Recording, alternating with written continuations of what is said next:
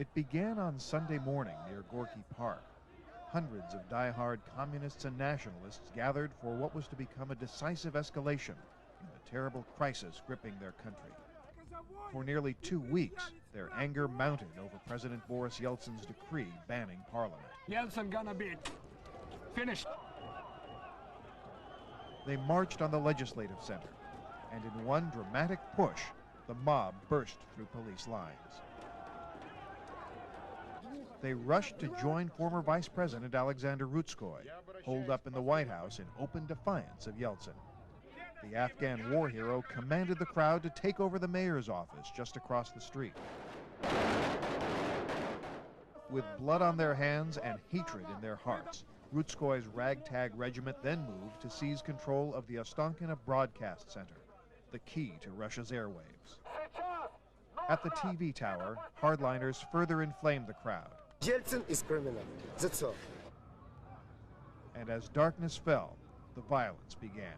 When we got here, we saw a big crowd and 2 trucks, and they tried to smash through the door and through the windows here. Kurt Hefla has been a CBS News cameraman for 25 years. His first assignment was the Soviet invasion into Czechoslovakia. He and soundman Malcolm Weir routinely cover the world's major war zones. And then suddenly people shot right into this area, right where we're here, and we ran over there to the curb of the road, kept on rolling from there. His camera kept rolling on one Rutskoy rebel doing modern-day battle with an ancient Russian arsenal.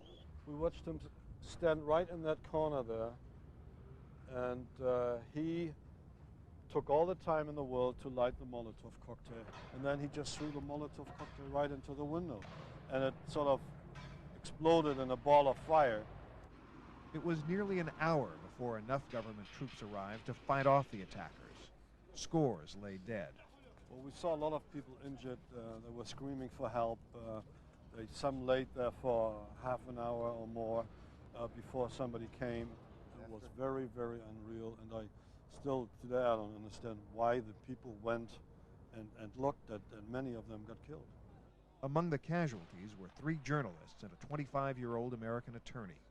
More than 60 people died, and hundreds were injured. This was one of the heaviest incoming I was ever in. And there was one shot that we later saw. It had a camera on the roof, a wide shot, and we saw ourselves in the picture.